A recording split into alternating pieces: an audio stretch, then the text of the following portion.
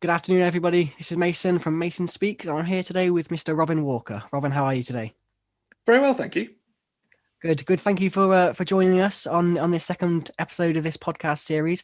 Really means a lot that you've come on for us. No, Um, delighted to be on. Wonderful. Obviously, you're the MP of Worcester, the city I live in, and a lot of the audience viewers uh, live in as well. So you're the main man for us in terms of our voice to the government. Um, Obviously, and as with all the podcasts in this series, it's not a big hard hitting debate. It's just a chat between me and you, and then anyone watching will hopefully enjoy it too. Very good. Well, delighted to be on, and always excited to see new forms of media are coming up in Worcester. Wonderful. So to start off with, just to sort of get the conversation flowing, we'll talk sort of business wise. But before you got into the politics, obviously, I know that it's been a huge part of your life. Obviously, with your father as well. Obviously, he was the MP for nearly 30 years, or just over 30 years. Indeed, yeah. No, Yeah. he was from 61 to 92, so an extraordinarily long time. But yes, before I went into politics, like him, I had a career in business and did my own thing. Indeed, started a dot-com company while I was at university, and then also went into financial communications in the city, and did that for a number of years before getting bitten by the political bug.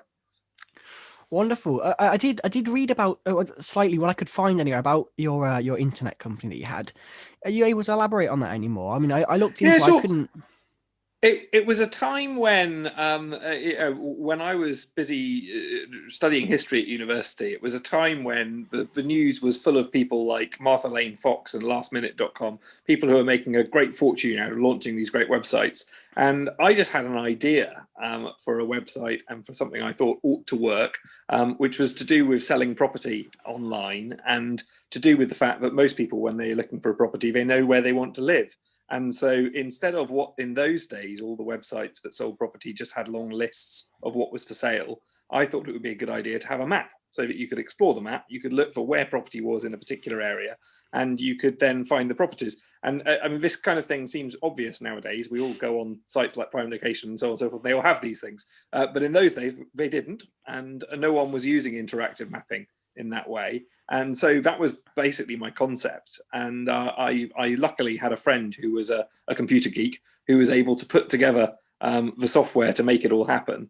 And between him and me, we went and put this idea together. And then I went and literally marketed it, going door to door, selling it to estate agents to try and persuade them to take this on. So it was an interesting concept. The problem is I didn't really know enough about business to get it launched properly. And so I put a lot of time and effort into the idea, met lots of people to talk about it, and eventually other people came along who were bigger and probably more business savvy, cornered the market, and went on to get their sites online before mine ever took off. So it was great experience, but it didn't make me my fortune, and I didn't join the ranks of those dot-com entrepreneurs who were hogging the headlines at the time. Wonderful. Well, I mean, that's one thing that a lot of people perhaps don't think about it. I was listening to a podcast just yesterday actually, and it was talking about broken bulbs and the idea that for every success, there's 999 failures to before that. So in a way, not that it's a failure at all, but that's just the term that they use. But in a way, this dot-com company that you had the idea for, it didn't work out as best as you thought it would, but it's No, I definitely think an that's experience that you've learned from.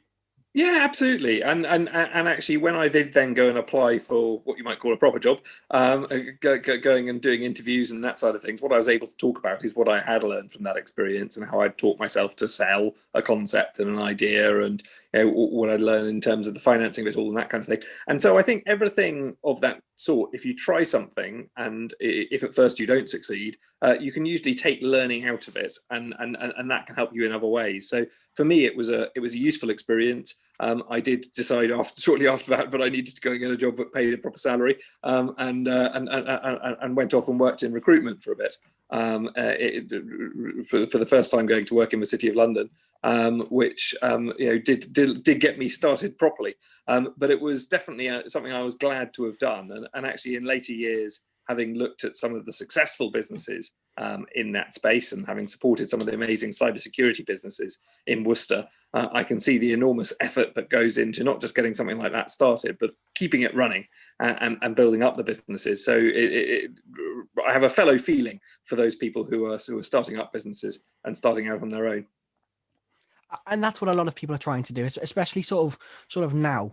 People, especially my age, the obviously I'm 19, so the quote younger generation, if you would, a lot of people, they have an inherent dislike towards working for someone, which obviously can kind of increase their want, if you like, to create something of their own, which obviously credit to them if they're happy to do that and that's what they want to strive for, then that's amazing.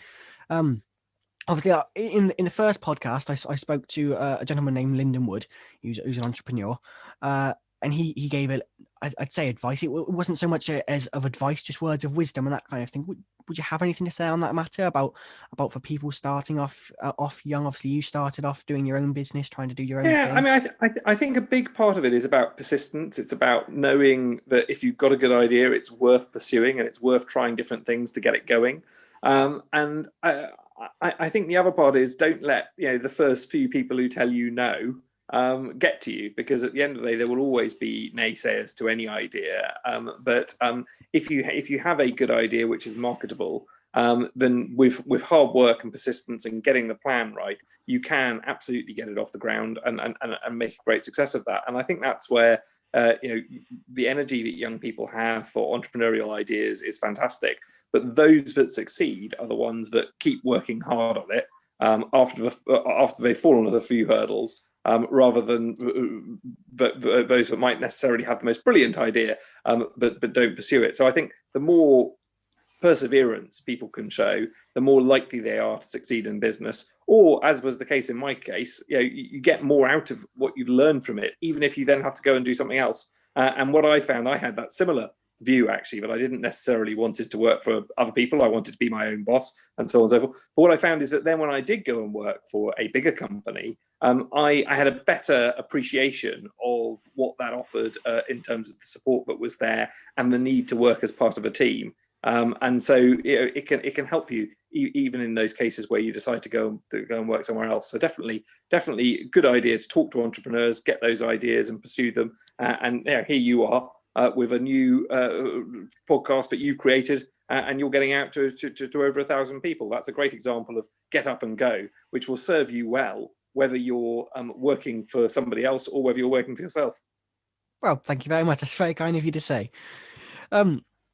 In terms of these young entrepreneurs, and obviously that there are young entrepreneurs, there are people always has been people trying to make something different, make something new. Would you say, and not just specifically for Worcester, but in the country and perhaps internationally too, is there enough opportunity for young people to do that kind of thing? I mean, obviously we've got in Worcester, we've got the Beta Den, which is linked with the Worcester Local Enterprise Partnership. Obviously, that's a tech accelerator. So anything sort of tech wise, they look to try and accelerate. If you like, they look to try and to further their growth. So I mean, that's one example. But is there enough opportunities for young people and anyone who's trying to start anew? Well, I think creating opportunities is really important. And so you mentioned the Beta Den, that's one good example. There's these co-working spaces, like the Kiln, which is right next door to my office in Worcester, actually, that offers co-working to people in the creative industries, and a lot of people with their own startups work out of those. The City Council offers grants to support people setting up their own business, and people who are setting up a business can come along to them, give them the details, and they can get a grant of up to, I think, £10,000, a startup loan. In that space. And I think it is one of the things that government also needs to look at, how it can not only help start up businesses, but also then scale them up and support them when they've got going. Because the crucial period for many businesses is not actually just opening up and starting up. It's that period when they're taking on their first employees, when they're beginning to grow, and seeing them through that period, I think, is really important. So we need to look at support across the board. And then how do we support people to employ people? And I think one of the huge challenges we've seen with the COVID pandemic is a lot of jobs under threat, a lot of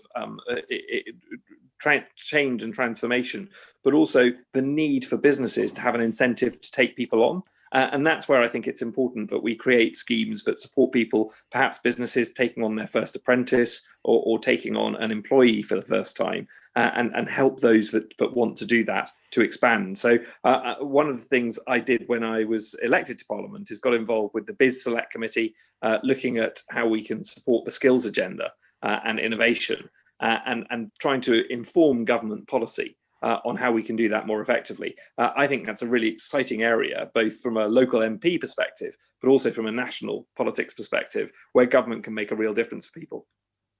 Yeah, certainly. I mean, obviously, in my research that I was doing before we spoke, I did read that you have got a lot of interest, and you've done a lot for sort of with the Conservative Party to try and improve the apprenticeship sort of scheme, if you like, and improve opportunities for it and make them better than what they were.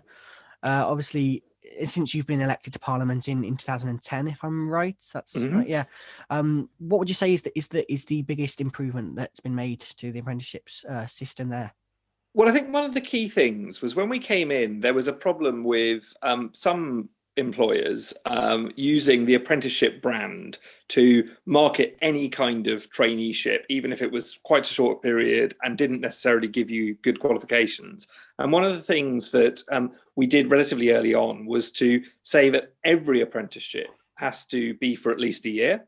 And every apprenticeship has to also give a real qualification, a level 2 or level 3 qualification at the end of it, that is of value to people. And there was some skepticism about that because people were worried it would drive businesses out of the market for apprenticeships, and we wouldn't be able to increase the numbers if we also demanded that improvement in quality. But actually, I think it did quite the opposite. It made people value apprenticeships more, and therefore the employers queued up to have them. And what we were able to do is increase the number of apprenticeships, but also deliver that quality guarantee that they would deliver something. And I think that combination is actually better for the employees who take an apprenticeship, but it's also better for the employers because they know it's worth their while to design a proper apprenticeship scheme that will recruit people to their business who can then be long-term added value to their business because they're getting the qualifications and they're getting the real work experience. So that was a huge success. And then later on, we had the whole debate about an apprenticeship levy and how we would get businesses to pay more towards the cost of supporting apprenticeships. We had some support from local government, and they've been able to provide more funding for apprenticeships. And amongst all those things, right up until the impact of the COVID pandemic, we were seeing apprenticeships steadily increase in Worcestershire. Of course, we're now facing a really, really difficult situation where businesses at the moment aren't looking to take as many people on. And so again, we have to come back to look at that in government and look at how we can provide the incentives that they need to do that. And I know that my colleagues at the Treasury are keenly looking at that and looking at, I can't remember what they've called the scheme now, but they have provided a new scheme to help businesses take more people on. I think it's very important that that should include both apprenticeships and also graduate jobs. I mean, that's very very comforting for the the viewer or the listener to this, or to anyone, in fact, who realizes that there are people in the government that they're looking out for us, which is nice to hear. They are looking out for the economy, obviously, amongst other things, but it's nice to hear that there is something being done about how to increase and make sure we sustain the amount of apprenticeships and like you say, postgraduate jobs that are available. It is so important, and I'll just remember the name of the scheme. Actually, it's the Kickstarter scheme, which Rishi Sunak launched late last year. But that is there for exactly that reason: is to say to businesses, we know that you may not necessarily have the spare cash to take someone on, but if you do, we will provide you an incentive. We will provide you with some support. And I think it's at times like these that it's really important that government is able to step in and provide that extra help and support. We've been facing extraordinary challenges over the last year, and that to me is a sign that government has to then step up and put its money where its mouth is when it comes to some of its key priorities. And supporting young people and supporting employment absolutely has to be a key priority. Wonderful. I mean, myself, I was an apprentice at one stage. I like to see it as a try before you buy kind of way of looking at it, both for employee and the employer. Obviously, to anyone who hasn't had that first-hand experience with an apprenticeship, effectively you're sort of you're employed by a company, but at the same time, as you mentioned, you get a qualification out of it and you learn a lot on the job. For myself, I think it was something like 80% was in the workplace and 20% was out of it, sort of learning almost in a college setup kind of thing. Obviously, some people may have qualms with the sort of the apprenticeship wage. That is up for debate for whoever wishes to debate that between themselves and their peers. But in my opinion, the idea of the apprenticeship and the apprenticeship wage is it's a try before you buy. It's like a free trial. You got to see how it goes and go from there. Obviously, you're getting a foot in the door to a company which could take you on as a full-time employee afterwards. And if you can stick out that year, that 18 months, however long your apprenticeship is, and then you can prove to them that because they're taking a risk on you after all. You've got no sort of previous work experience, quite possibly. I mean, obviously you can have apprentices can be any age now, but a lot of the time the younger people, they haven't had any previous work experience, so they're taking a chance on you, and you're taking a chance on them too, to see how the company is and if you like it.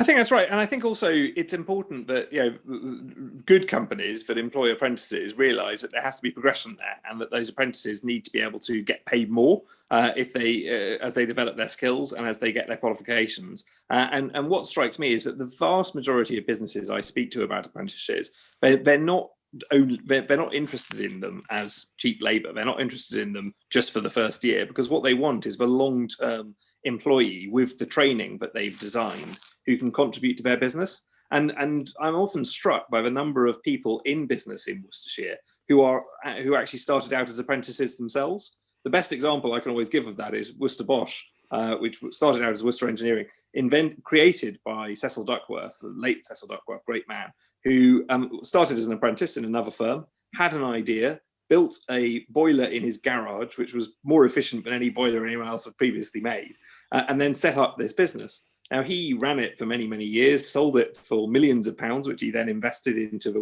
Worcester Warriors Rugby Club. The person who took it on after him was a man called Richard Soper, who started out, guess what, as an apprentice. He was the chief executive there, ran the business very successfully for many years, then since retired and has moved, is now the chairman of Worcester Community Trust.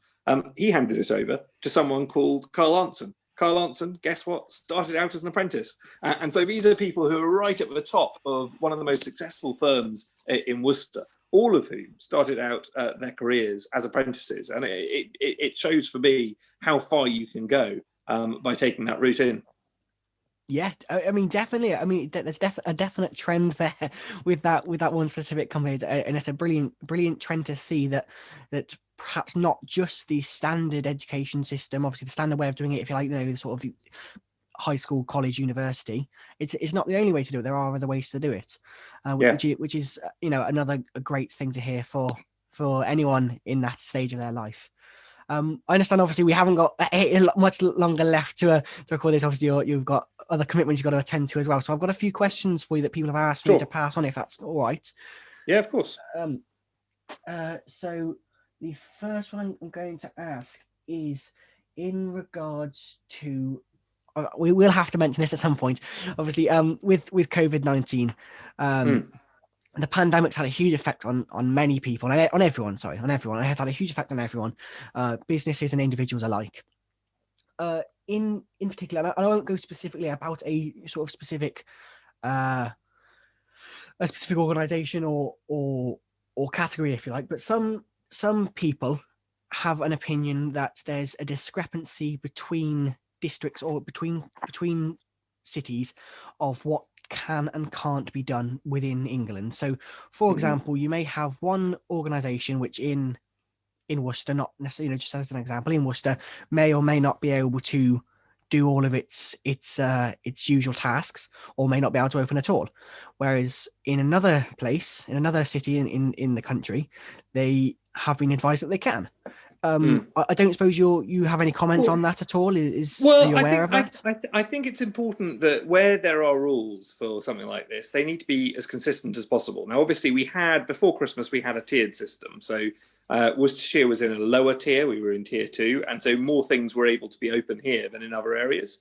Now we're in a national lockdown. Those rules should be consistent, and of course, it is with regard to, for instance, pubs and restaurants. They're not allowed to be open except to provide takeaway. And I think it's important that those rules, although they're enforced by local bodies and you have local councils who take responsibility for the enforcement locally, but they need to be interpreted in as consistent a way as possible. So that's something that when we go to the House of Commons and we debate the regulations, we look at what the law should say, what the regulations should be. There's then another whole layer in terms of what the local organisations are that enforce those regulations and how they choose to do it. One of the things I've always been keen to see, though, and I know that the West Mercia Police take this very seriously, is that people need to be given a chance to understand what are otherwise quite complicated rules and regulations. So I don't want to necessarily see people being fined willy-nilly or drastic action being taken to close things down. First of all, it should be about explaining these are the regulations, this is why they're there, and this is how they should be enforced in order to make sure that people stay safe, and then providing the support that people, if they are closed, can get some help from the government. And that's what we've done with things like the furlough scheme and the self-employment income support scheme, is to make sure that people have some financial support while their businesses are temporarily closed. But this is an extraordinary situation. This is like nothing I've ever seen in my lifetime, and nothing any previous generation of politicians have actually had to deal with. So it is something where government has been some of the time finding its way in terms of trying to get the help to the right people and trying to make sure it gets the regulations right. And we have had to see successive changes in the rules. So as I say, there have been periods where the rules can be different in one part of the country to another. At the moment, we're facing such a huge challenge with this new strain of COVID and the greater contagion that it risks, that we are now having to face a national approach and a national lockdown. Great, perfect answer. Thank you very much. There's so much more that I wish I could speak to you about, but like I said, I know that you're struck for time, so we can't go into that. If we were ever to speak again, then I'm sure there'll be much more we could talk about. But for now, obviously that's sorry. Great to meet you, and good luck with the podcast in future, and definitely happy to come on another time as you get on with it. So thank you very much for having me on. Marvelous, no problem at all. I will just ask just finally, if you don't mind, it's sort of a signature question, which is it's quite prominent in podcasts, and it's very serious. So I need an honest truth answer from you here, Robin. If you could only have one meal for the rest of your life, what would it be? Oh, that is tough. That is very, very tough one. I think probably spaghetti bolognese. I do like a good spaghetti bolognese, and I make a mean one. So I'm gonna stick with that one. Wonderful. Is that with cheese or without? Oh, definitely with parmesan. Lovely. Marvelous. Robert, I'm going to stop the recording now.